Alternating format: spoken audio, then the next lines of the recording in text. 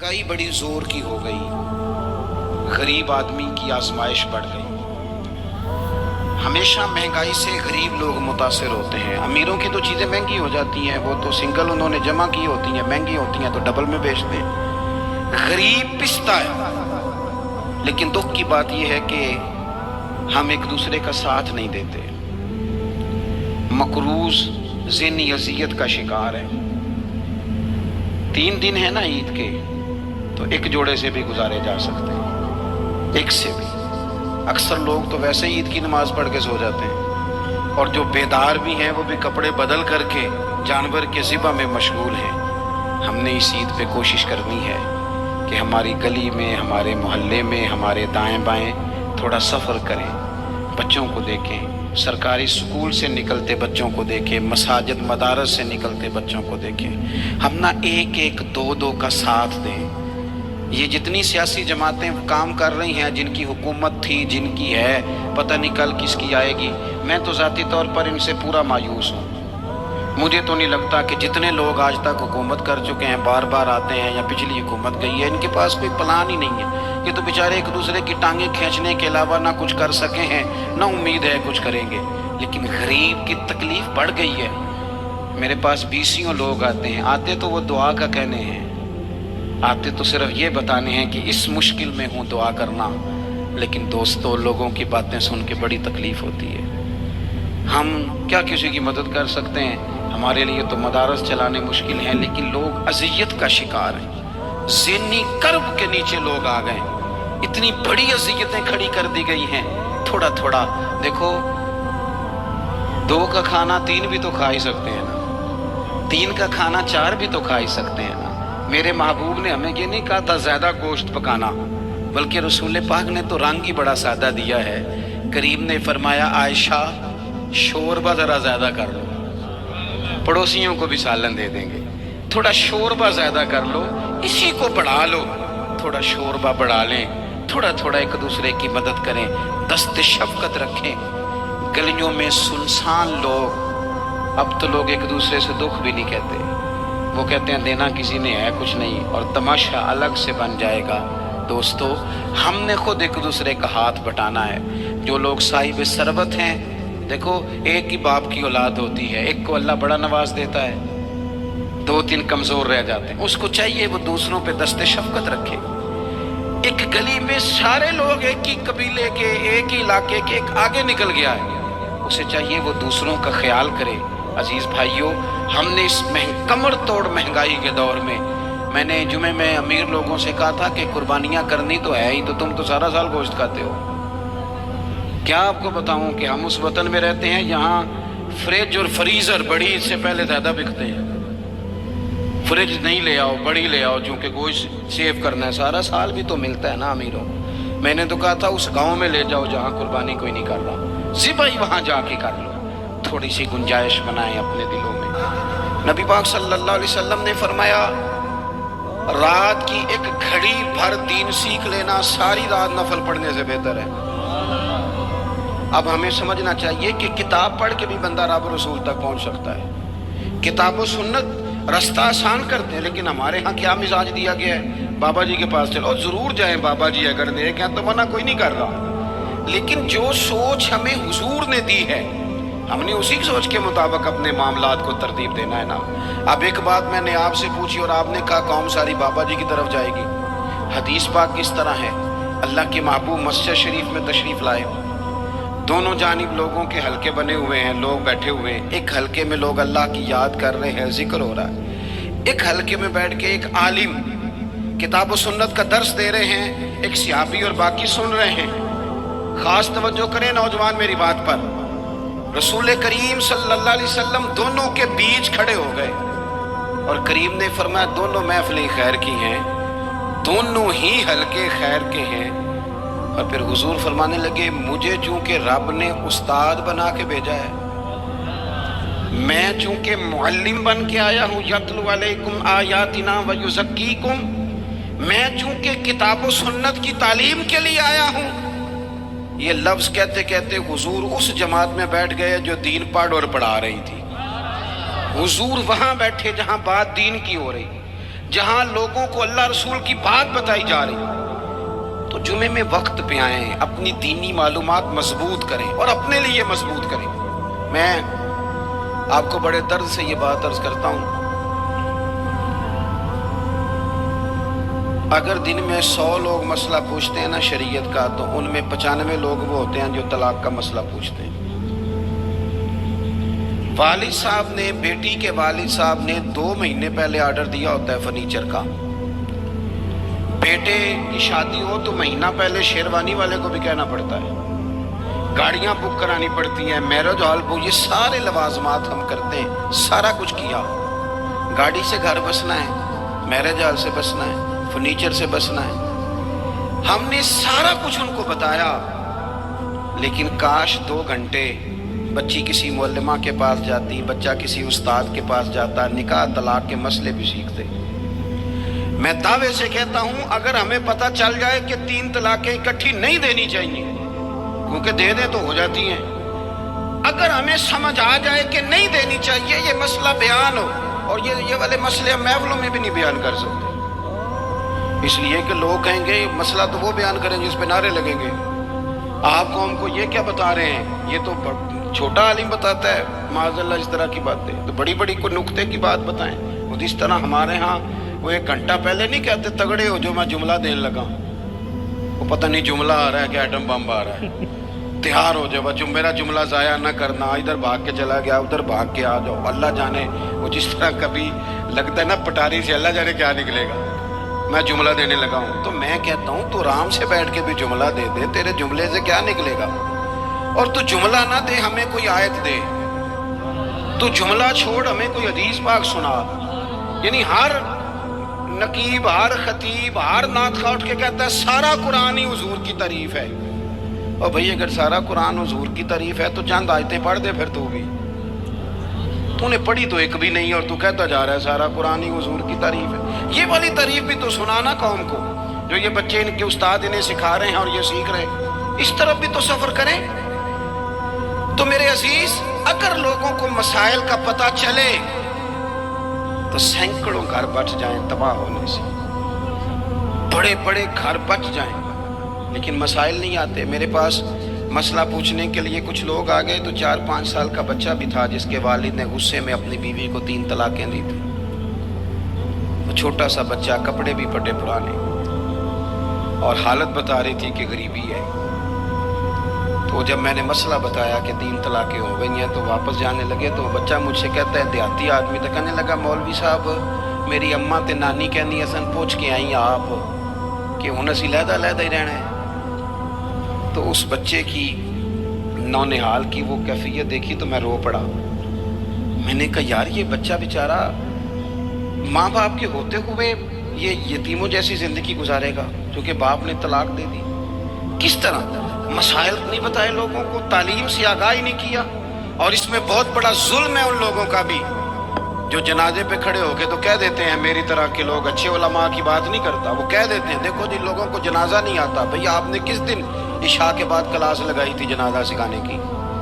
یہ تو آپ نے کہہ دیا لوگوں کو قرآن کی ٹھیک نہیں آتا، تو یہاں تو بیچاری بیویاں جن کو صحیح پڑھنا نہیں آتا وہ مشن بنا لیتی ہیں کہ میں نے اتنے 100 کو قرآن پاک پڑھانا ہے، بیوہ ہو گئی ہوں، طلاق یافتہ ہو گئی ہوں، ساری زندگی قرآن پڑھاؤں گی۔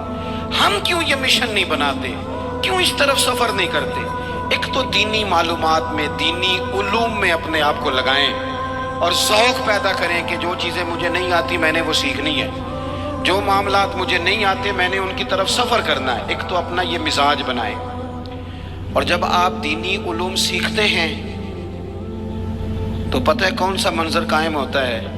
منظر وہ بنتا ہے کہ حضرت ابو ہریرہ بھی دین سیکھا کرتے تھے، حضرت عبداللہ ابن عمر بھی اصحاب صفہ میں رہا کرتے تھے، حضرت انس بن مالک بھی رہا کرتے تھے، اور ایسا منظر بنتا ہے کہ حضرت سیدہ خدیجہ الکبریٰ رضی اللہ تعالیٰ عنہ فرماتی ہیں سیدہ فاطمہ حضور کی گود میں بیٹھی ہوتی تھی اور نبی پاک سے باتیں پوچھتی تھی اور حضور انہیں بتا رہے ہوتے تھے۔ سیدہ عائشہ حضور سے دین کی باتیں پوچھتی۔ چوتھا حصہ ہماری فقہ کے اصول حضرت فاطمہ کی، حضرت عائشہ صدیقہ کی مرویات پر مبنی ہے۔ اگر ہماری بچیاں چھوڑ دیں ڈائجسٹ پڑھنا، چھوڑ دیں ادھر ادھر کی مووی دیکھنا، اور وہ کتاب و سنت پر آ جائیں تو بہت سارے مسائل ایسے ہیں جو الجھنے سے پہلے ہی سلجھے ہوئے ہوں۔ دینی تعلیم کا مزاج اور ذوق۔ اور دوسری آیت کریمہ میں نے تلاوت کی، اللہ کریم نے قرآن مجید میں فرمایا یا ایھا الذین آمنوا قوا انفسکم واہلیکم نارا، اے ایمان والو خود بھی دوزخ کی آگ سے بچو اور اپنے گھر والوں کو بھی بچاؤ۔ او والد، وہ ماں جو بچوں کو بھوک سے بچانے کے لیے محنت کرتی ہے، ان کو مایوسی سے بہت سارے ماں باپ ایسے ہوتے ہیں جن کے پاس کپڑے لینے کے پیسے نہیں ہوتے عید پہ۔ کیوں؟ عزیز بھائی، جس طرح ہم اپنے بچوں کو دیکھیں، بہت سارے ماں باپ کے پاس گنجائش نہیں ہوتی، لیکن اس نیت سے کہ بچوں کے دل ٹوٹ جائیں گے، عید پہ کیسے گزارا کریں گے، مشکل سے بھی کپڑے خرید کے دیتے۔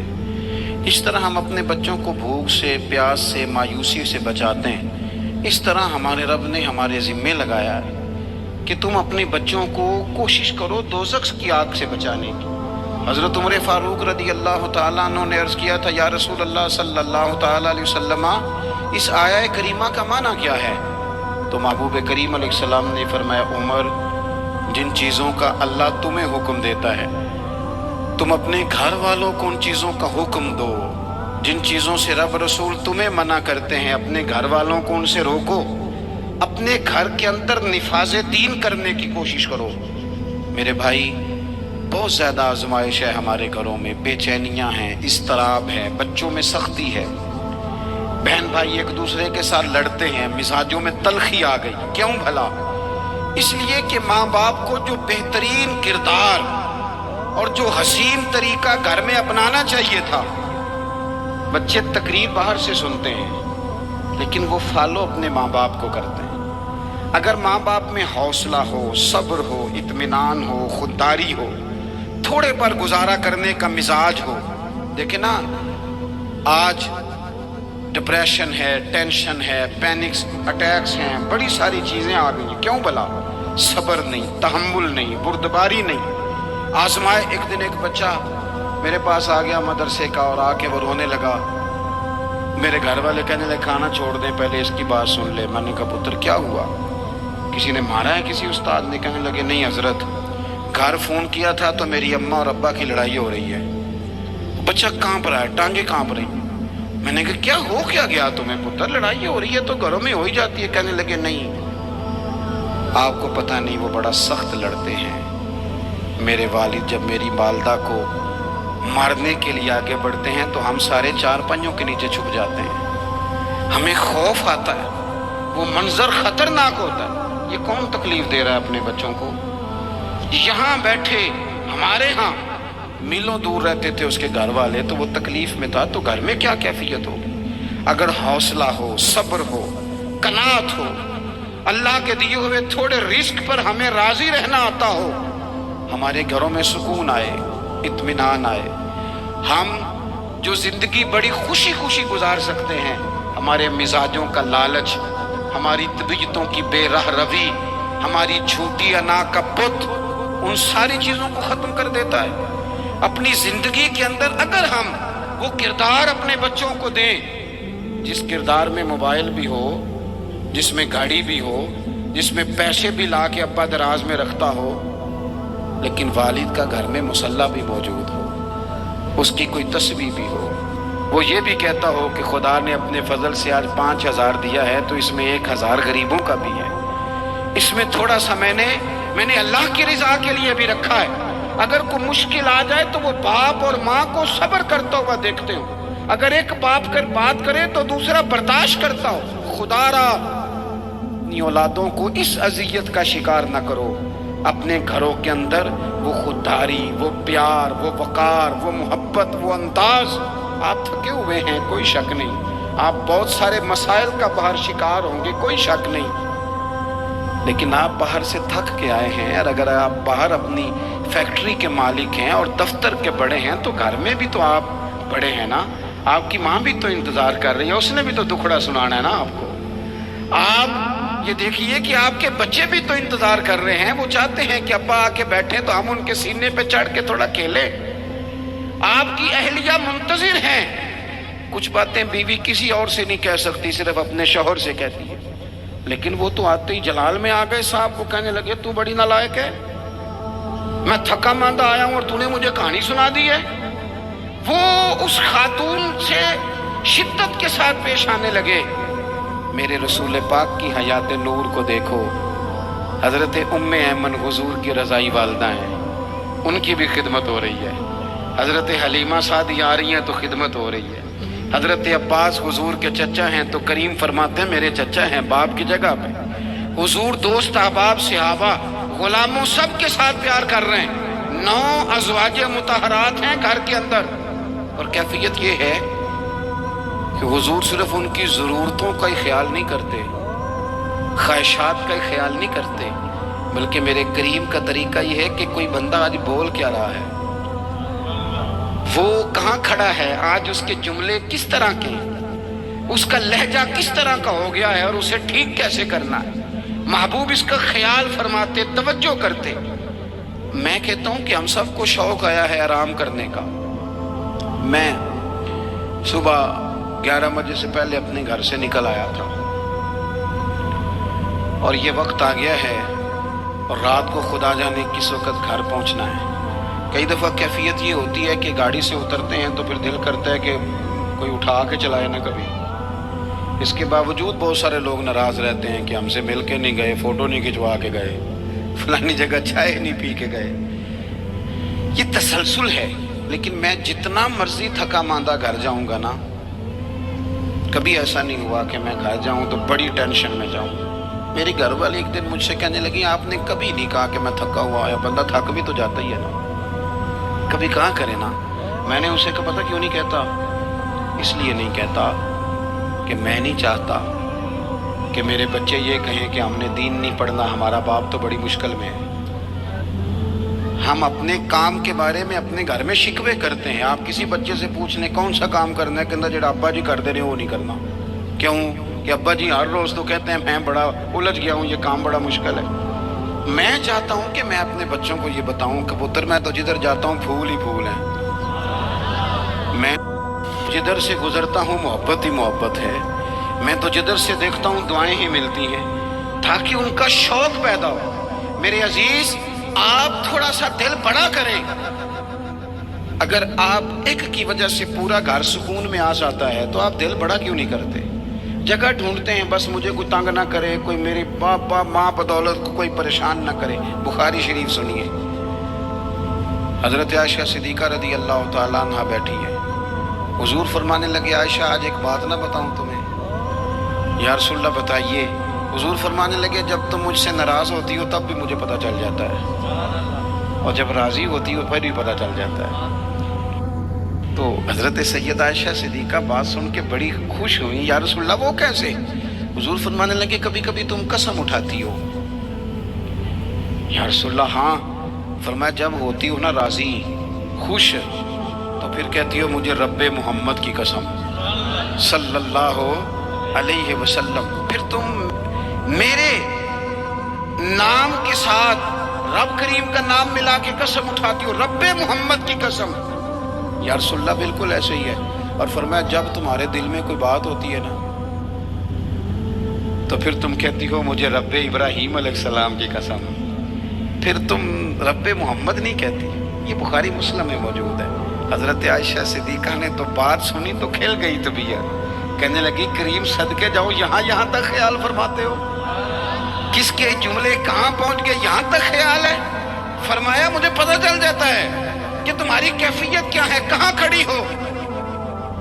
او بھئی ہم تو اپنی ماں کا بھی خیال نہیں رکھتے، ہمارا باپ کہاں بیچارہ کھڑا ہے، وہ تو انتظار میں تھا کہ کوئی 10 منٹ میرے پاس بیٹھے گا، توجہ ہی نہیں، جذبات کا خیال ہی نہیں۔ حضرت عائشہ صدیقہ بات سن کے عرض کرنے لگی یا رسول اللہ مجھے رب محمد کی قسم ہو، میں صرف نام چھوڑتی ہوں، میرے دل میں ہر وقت مدینے والے محبوب ہی رہتے ہیں، نام ہی چھوڑتی ہوں صرف۔ وہ میرے دوست تھوڑا سا اور دوسرا عرض کروں گا، دولت اگر بہت عالی چیز ہوتی نا، بہت قیمتی، تو سب سے زیادہ سیدہ عائشہ کے گھر میں ہوتی۔ اگر پیسوں سے ہی سو کھاتا تو پیسے سب سے زیادہ حضرت फातिमा ज़हरा के काशाना नूर में होते, ओ मेरे भाइयों, सोना वक्त मोहब्बतों से गुजारा जा सकता है। ओ भाई, मैंने तो अपने घर में ये देखा कि मेरे वालिद साहब गर्मी आती तो फरमाते, ओ लो भाई तुहानू हुण परवाह नहीं, मैं तुहाडे पड़ोले च दाने पा दिते ने ते तुहाडी माँ ने मर्तबान ने अचार पा दिता है। लो अब तुम्हें कहीं जाने की ज़रूरत नहीं पड़ेगी। इस पे भी वक्त बड़ा अच्छा गुजरता था, इस पे भी टाइम बड़ा अच्छा। 6-6 खाने खा के बच्चे नखरे कर रहे हैं। मैंने अपने वालिद साहब से एक दिन कहा, मैं क्या अब्बा जी तुहानू पसंद की है? फरमान लगे, पुत्र जे तो लगी होवे भुख फिर ते हर शाही, और अगर भूख ना हो तो फिर नखरे नखरे हैं, फिर क्या पसंद होना है? तबीयत नहीं। अपने घरों में, अपने दोस्तों में इत्मीनान पैदा करें, इस तरह से बाहर आए। और एक बात और अर्ज करनी है, याद रखना, तकरीर बाहर चलती है, घर में नहीं चलती। घर में अमल चलता है। घर जाके आप लेक्चर देना, नमाज पढ़ा करो, नमाज पढ़ा करो, नमाज पढ़ा करो, नमाज पढ़ा करो, तो कोई नहीं पढ़ते घर वाले। आप घर में नमाज खुद शुरू कर दें। नबी पाक सल्लल्लाहु अलैहि वसल्लम ने फरमाया, घरों को कब्रिस्तान ना बनाओ, कुछ नफली नमाजें घर में भी पढ़ा करो। अल्लाह के प्यारे रसूल सल्लल्लाहु अलैहि वसल्लम का घर मस्जिद नबी के बिल्कुल साथ है। दरवाजा हुजूर के घर का मस्जिद में खुलता था, लेकिन नबी करीम सल्लल्लाहु अलैहि वसल्लम क्या करते थे? हजरत आयशा सिद्दीका फरमाती हैं, तहज्जुद की नमाज घर में पढ़ा करते। घर में हुजूर तहज्जुद की नमाज पढ़ते, अगरचे घर में दुश्वारी थी। कुछ इबादत, कुछ नमाजें घर के अंदर भी इंसान पढ़े। आखिरी गुजारिश आप हजरात से करनी है, इतना बड़ा मजमा है, इतने सारे लोग तशरीफ़ लाए हैं। एक गुजारिश आप हजरात की खिदमत में रख के बस मैंने बात को समेटना है। 2 बातें मैंने आपकी खिदमत में अर्ज़ की हैं। एक तो दीनी इल्म का ज़ौक़ पैदा करें, और दूसरा अपने घरों में थोड़ा ठहराव लाएं। थोड़ा सा अपने, ये बच्चों के दस्तार फजीलत का इज्तिमा था, इसलिए मैंने ये बात अर्ज़ की, अपने घरों में थोड़ा हौसला कनात लाएं। हज़रत आयशा सिद्दीक़ा रज़ी अल्लाह तआला अन्हा फरमाती हैं, ऐसा नहीं था कि हमारे घर के अंदर माल नहीं आता था, अल्लाह के फजल से बड़ा कुछ आता था, लेकिन फरमाती हम इसार कर दिया करते थे। हुजूर का मिजाज इसार कर देने का है। याद रखना, शम्मा से अगर कई शम्मे जल जाएं तो इसकी रोशनी में कभी कमी नहीं आती। हजारों दिए भी जल जाएं तो ये दिए मांद नहीं पड़ते।